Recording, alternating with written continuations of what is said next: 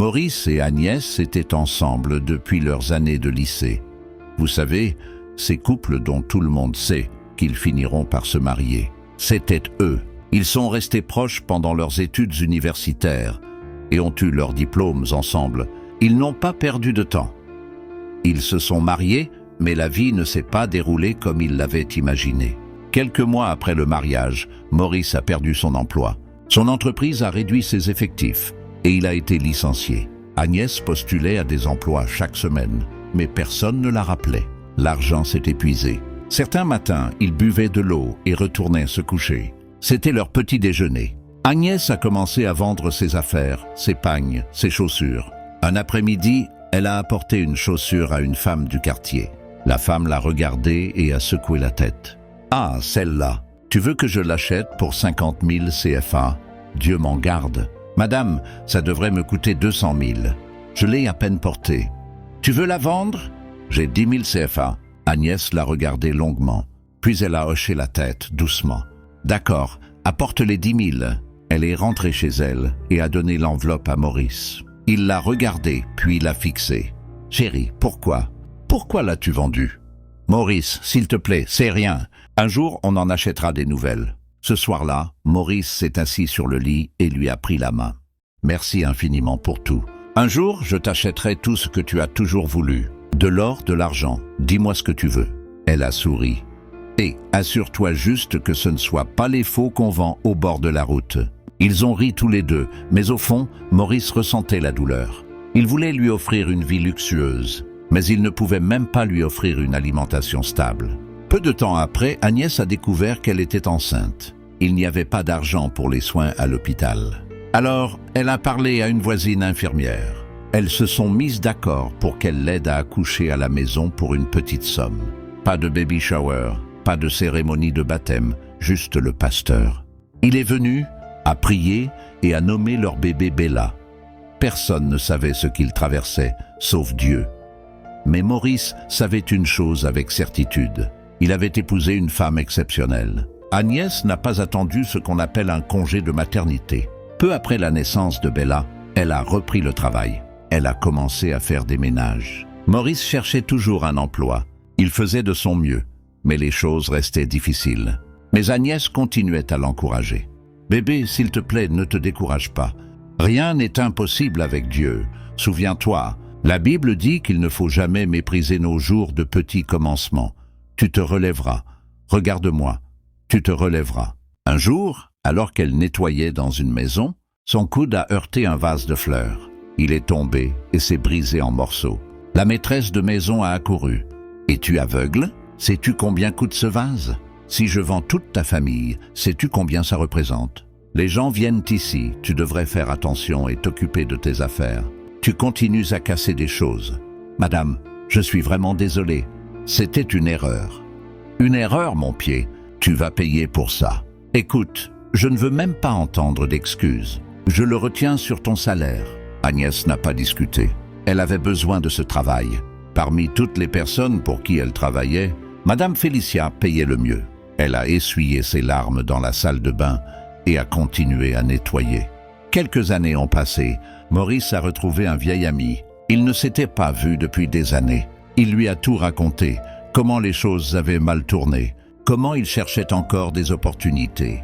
Son ami a écouté et a dit « Ne t'inquiète pas, je vais te mettre en contact avec des gens. Maurice, tu es trop intelligent pour rester à la maison. » Et il a tenu parole. Il l'a présenté à des personnes influentes. En quelques mois, Maurice a obtenu son premier vrai contrat. Le salaire était vraiment bon.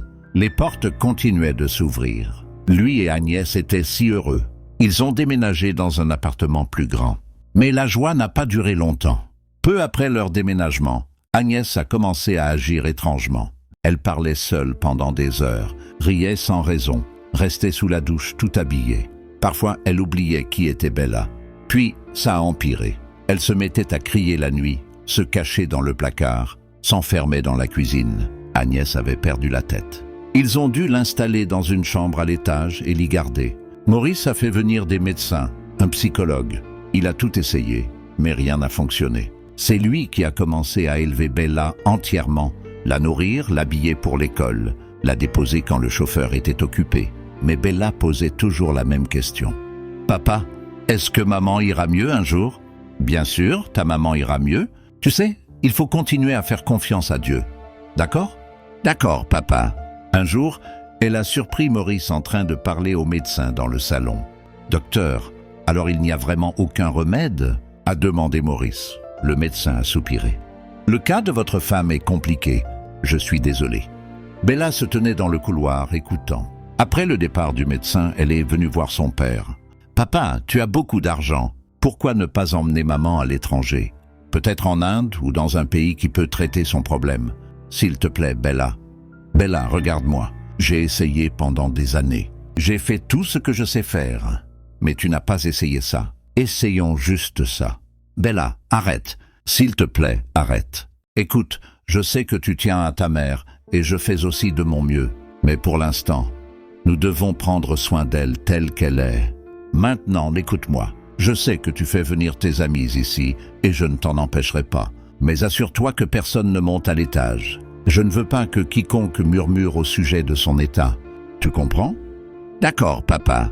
Et Bella, encore une chose. Je te promets que je ne mettrai pas ta mère dans un asile. Elle restera sous mon toit. C'est le moins que je puisse faire pour tous les sacrifices qu'elle a faits. Ils ont tous les deux pleuré en silence. Mais chaque fois que le chauffeur emmenait Bella à l'école, ça lui brisait le cœur de voir d'autres mères enlacer leurs enfants.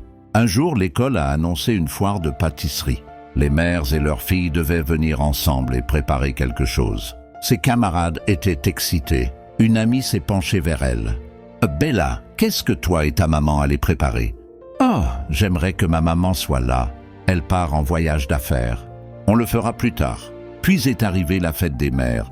La professeure a demandé à chaque enfant d'écrire un message sincère à sa mère. Quand Bella est rentrée ce jour-là, elle n'a pas beaucoup parlé. Elle a juste plié la lettre, est montée à l'étage et l'a glissée doucement sous la porte de sa mère. Maurice était celui qui apportait de la nourriture à Agnès tous les jours. Il ouvrait la porte doucement, posait le plateau et partait avant qu'elle ne le remarque. S'il restait trop longtemps, elle pouvait devenir violente. À chaque fois que Bella et lui voyageaient, il donnait des instructions détaillées aux gardiens. Une seule personne dans cette maison connaissait toute la routine pour prendre soin d'Agnès, et Maurice le payait bien.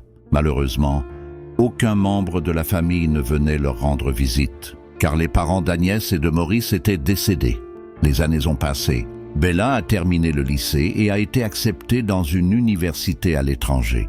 Maurice était fier. Il a réservé son vol lui-même et l'a accompagnée à l'aéroport. Même après son départ, elle n'a jamais cessé d'appeler à la maison. « Papa, comment va maman ?»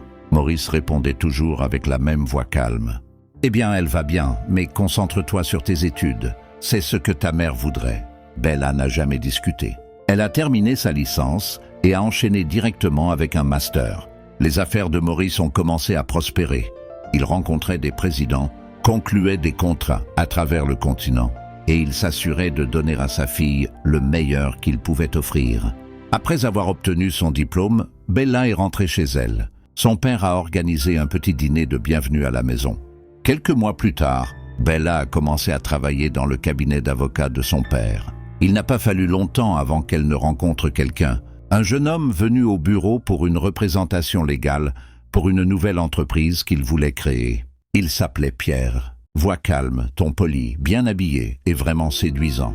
Bella a été assignée à son dossier. Au début, c'était strictement professionnel.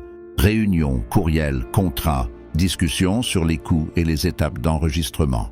Puis Pierre l'a invité à prendre un café. Ce fut le début de quelque chose de spécial. Ils ont commencé à parler davantage, à se voir souvent, à partager des blagues, à s'interroger sur leur vie en dehors du travail. Un soir, Pierre l'a regardé et a dit doucement « Bella, tu sais, quand un homme sait ce qu'il veut, il va le chercher. Je veux t'épouser. » Elle l'a regardé surprise. « Eh bien, tu es tout ce pourquoi j'ai prié. J'aimerais que tu viennes rencontrer ma mère ce week-end. Je lui ai tellement parlé de toi. » La mère de Pierre était chaleureuse. Quand Bella lui a rendu visite, elle l'a accueillie comme une amie. Elle lui a posé des questions sur sa famille, sur ce que faisait son père, si elle avait des frères et sœurs. Bella a souri rapidement et a changé de sujet. Elle n'a pas mentionné sa mère, pas une seule fois. Quand elle est rentrée chez elle, Elle s'est assise avec son père dans le salon et lui a tout raconté sur Pierre et ses intentions de l'épouser. Maurice a écouté calmement. « J'ai rencontré sa mère. Elle est gentille. Eh bien, est-ce que tu l'aimes, papa ? » « Bien sûr, je l'aime beaucoup. »« Alors, rencontrons-les. » Une date a été choisie pour les présentations. L'excitation était palpable. Le jour des présentations, Bella s'est levée tôt. Elle s'est assurée que tout était parfait. Le chef était déjà en cuisine, préparant les repas. Le personnel allait et venait, décorant le salon avec des fleurs fraîches. Bella était à l'étage en train de se faire maquiller. Elle jetait des coups d'œil à son téléphone. Pierre avait envoyé un message. « Nous sommes presque là. » À la grille, la voiture de Pierre s'est arrêtée. Il est sorti, a fait le tour et a ouvert la portière pour sa mère. Mais Madame Stella n'a pas bougé. Elle a regardé la grille, puis la maison. Ensuite, elle a dit calmement « Pierre, partons. »« Hein ? Partir où ? Nous sommes déjà là. »« Pierre, écoute, je n'entre pas dans cette maison. Rentrons. »« Maman, s'il te plaît. S'il te plaît, pas aujourd'hui. Ne me mets pas dans l'embarras. S'il te plaît, pas aujourd'hui. Ils nous attendent déjà. Il y a des invités à l'étage qui attendent.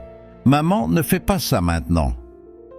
Pierre, écoute-moi. Si tu me respectes en tant que ta mère, ramène-moi à la maison. Je ne suis pas d'humeur pour des présentations aujourd'hui. » Pierre est resté là, stupéfait. Puis il est monté à côté d'elle, et ils sont partis. Depuis une fenêtre à l'étage, Bella avait tout observé.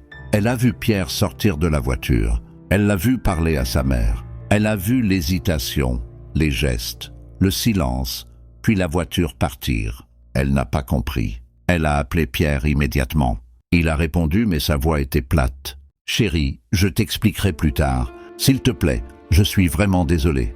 Je te rappellerai. » Elle s'est assise sur le lit, choquée. Son père est monté. « Mais là, que se passe-t-il ?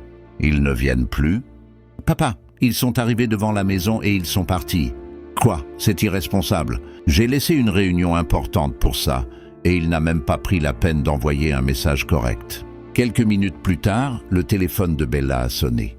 Pierre avait envoyé un message. « S'il te plaît, dis à ton père que je suis vraiment désolé. C'est une urgence. Je t'expliquerai tout bientôt. » Quand Pierre et sa mère sont rentrés chez eux, elle n'a pas dit un mot. Elle est montée à l'étage et s'est assise sur son lit. « Maman, pourquoi as-tu fait ça ? Si tu n'étais pas prête, pourquoi m'as-tu laissé fixer une date ?» Elle n'a pas répondu. Elle est restée assise en silence, plongée dans ses pensées. Le lendemain, elle a appelé Pierre dans sa chambre. « Pierre, écoute-moi. Appelle Bella. Dis-lui que je veux la voir de toute urgence. Maintenant, tu veux la voir. Je ne sais pas si elle voudra venir. S'il te plaît, appelle-la. Parle-lui. Dis-lui que je veux la voir. C'est important que je lui parle. » Alors, il a appelé Bella. Elle était encore contrariée mais curieuse. Quand elle est arrivée, Madame Stella l'a accueillie chaleureusement. « Bella, je suis vraiment désolé pour ce qui s'est passé. Je suis extrêmement désolé. Je sais que ton père doit être contrarié, mais il est important que je te parle. »« D'accord, c'est bon. Madame, puis-je vous poser une question ? Bella, comment est ta vie de prière ?» Bella est restée silencieuse. Puis elle a dit, « Eh bien, je vais à l'église parfois, surtout avec mon père, mais le travail m'a beaucoup occupé ces derniers temps. Tu veux épouser mon fils et tu n'as pas de vie de prière ? Désolé, je ne cherche pas à te juger, mais si tu n'as pas de vie de prière, comment vas-tu construire ton foyer ? Oui, l'argent, c'est bien, mais l'argent n'est certainement pas tout. » Bella n'a pas répondu. Elle savait que la femme disait la vérité. « Je t'aime, j'aimerais t'avoir comme belle-fille, mais j'ai besoin que tu fasses une chose pour moi. Je veux que tu jeûnes pendant 7 jours, rien de trop difficile, de 6h à midi. Et pendant ce temps, demande à Dieu d'ouvrir tes yeux pour te montrer tout ce que tu dois voir. C'est tout. »« D'accord, madame, je le ferai. »« Tu ne vas pas le faire seule. Je vais jeûner avec toi, mais s'il te plaît, ne me laisse pas jeûner toute seule pendant que tu manges du riz et du poulet. »« D'accord, pas de problème, madame. Je le prends au sérieux. » Quand elle est arrivée au travail le lendemain, une collègue, Cordelia, lui a demandé « Alors, comment s'est passée ta rencontre avec ta future belle-mère ?»« Ma sœur, c'était intense. Peux-tu croire qu'elle m'a dit de jeûner et de prier ? Vraiment ? Elle a dit que je devais jeûner pendant 7 jours, de 6h à midi, et qu'elle jeûnerait avec moi. » Cordelia s'est adossée. « Eh bien, elle ne t'a pas demandé de tuer quelqu'un. juste de chercher la face de Dieu. Je ne vais pas te décourager. Souviens-toi, on dit que ce qu'un aîné voit assis, même si tu grimpes à l'arbre le plus haut, tu ne le verras pas. Cette nuit-là, Bella a décidé qu'elle allait commencer le jeûne. Madame Stella ne l'a pas laissé se débrouiller seule. Elle lui a envoyé un livre intitulé « La puissance de la prière » et lui a dit de le lire attentivement. Ce livre était censé lui enseigner les bases de la prière, pourquoi elle devait prier et les différents types de prières. C'était un livre important pour quiconque avait du mal à apprendre à prier ou à comprendre les bases de la prière. Ce n'était pas facile pour Bella. Elle n'avait jamais fait ça auparavant. Son ventre grognait à 9 heures du matin. Elle a parlé de ses difficultés à Madame Stella lors d'un de leurs appels du soir. La femme a ri. « Bella, c'est normal, ça arrive, mais ne baisse pas les bras. Continue, d'accord ?» Bella a fait de son mieux. Un jour, Madame Stella lui a envoyé 3 points de prière spécifiques sur lesquels se concentrer. « Toute fondation défectueuse dans ma vie soit réparée par le feu de Dieu. Saint-Esprit, restaure ma fondation par le feu. Ô Seigneur, ouvre mes yeux et donne-moi de la compréhension. » Agnès était toujours à la maison, toujours malade. La plupart du temps, elle parlait à peine. Le 6e jour du jeûne, Bella a soudain eu envie d'une soupe de poisson au piment pour rompre son jeûne. Elle a acheté tout ce dont elle avait besoin et est rentrée chez elle. Elle avait à peine commencé à couper le poisson lorsqu'elle a senti son couteau heurter quelque chose de dur. Elle s'est arrêtée. Elle a regardé à nouveau. Ce n'était pas un os. Elle a tiré doucement. C'était une photographie trempée, pliée, légèrement tachée. Une photo de sa mère datant de plusieurs années à l'intérieur du ventre du poisson. Bella s'est assise sur le tabouret de la cuisine. Elle ne pouvait plus respirer.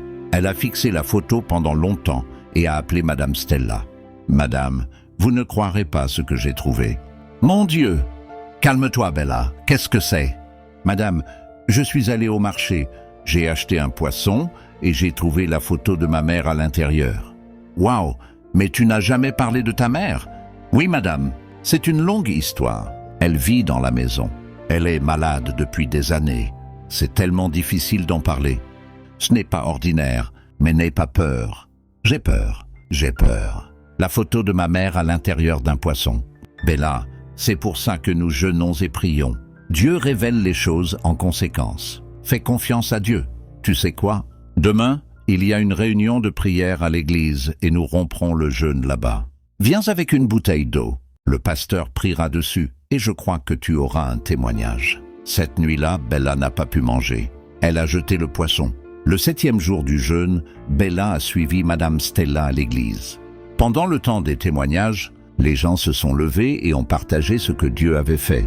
Une femme a dit que son mari avait été guéri après qu'elle avait aspergé de l'eau bénite sur son oreiller. Une autre femme a dit qu'un charme placé sur le pas de sa porte avait disparu après qu'elle y avait versé de l'eau. Bella écoutait calmement. Et si rien ne se passait lorsqu'elle utiliserait l'eau? Mais plus elle entendait les témoignages, plus elle gagnait en courage intérieurement.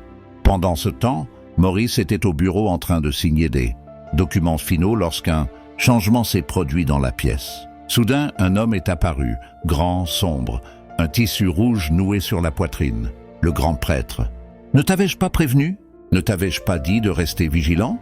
Ta fille est dans une église en train de prier et toi, tu es ici à signer des contrats, comme si de rien n'était. » Maurice s'est figé. « Maintenant, écoute-moi. Si elle rentre à la maison et utilise cette eau sur ta femme et que ta femme guérit, cette folie reviendra sur toi. Tu connais l'accord, n'est-ce pas? Et si tu le romps, il y a un prix à payer. Alors, choisis ton chemin maintenant. » Puis il a disparu. Maurice a saisi ses clés et a couru jusqu'à sa voiture. Il a conduit à toute vitesse vers la maison, klaxonnant, zigzagant dans la circulation. Ses mains tremblaient, mais il était déjà trop tard. Bella est arrivée à la maison en premier. Elle est montée à l'étage. Ses mains tremblaient, mais elle n'a pas arrêté. Elle a ouvert la porte de la chambre de sa mère doucement.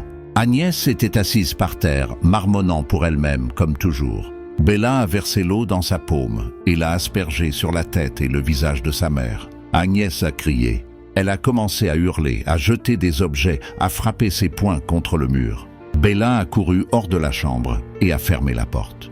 Elle est restée contre le mur, respirant rapidement.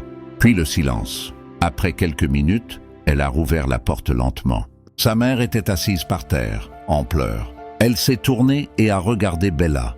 Puis elle a murmuré « Bella, attends, c'est toi? S'il te plaît, c'est toi, maman ?» Les deux se sont enlacés, pleurant. Bella se fichait de l'odeur ou de l'apparence de sa mère. Elle l'a juste serré fort.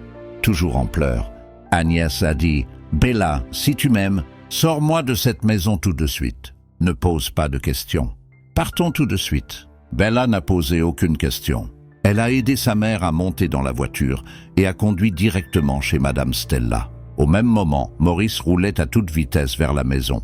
En tournant vers le pont, sa voiture a dérapé et s'est écrasée contre un lampadaire. Il est mort sur le coup. Chez Madame Stella, Agnès a pris son premier vrai bain depuis des années.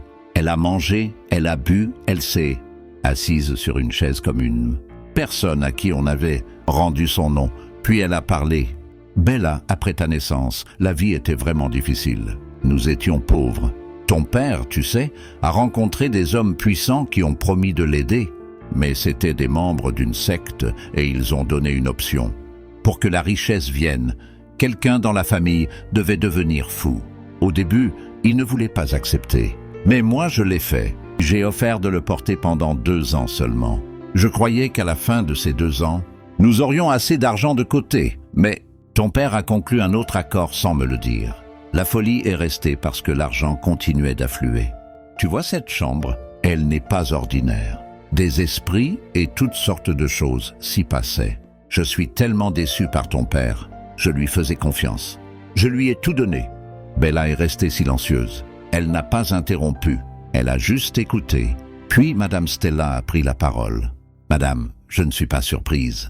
La première fois que je suis venue dans cette maison, je l'ai vu. J'ai vu des démons voler au-dessus du toit. C'est pourquoi j'ai refusé d'entrer. » Elle s'est tournée vers Bella. « Si j'étais entrée dans cette cour et que mon fils t'avait épousée, sais-tu que l'esprit de la folie aurait continué? Mais quand j'ai prié, Dieu m'a montré que tu étais innocente. C'est pourquoi je t'ai invitée à jeûner et à prier. Et je suis heureuse que tu aies obéi. » Ce soir-là, le téléphone de Bella a sonné. Le message indiquait que Maurice avait été impliqué dans un accident mortel. Son cœur s'est brisé, mais elle n'a pas pleuré. Elle est restée silencieuse. Elles ne sont pas retournées dans cette maison. Bella et sa mère ont déménagé dans un nouvel endroit. 1 an plus tard, elle et Pierre se sont mariés lors d'une cérémonie discrète. Soyons prudents avec ce que nous faisons au nom de l'amour. Si vous avez aimé cette histoire, partagez à vos amis et connaissances pour en tirer des leçons.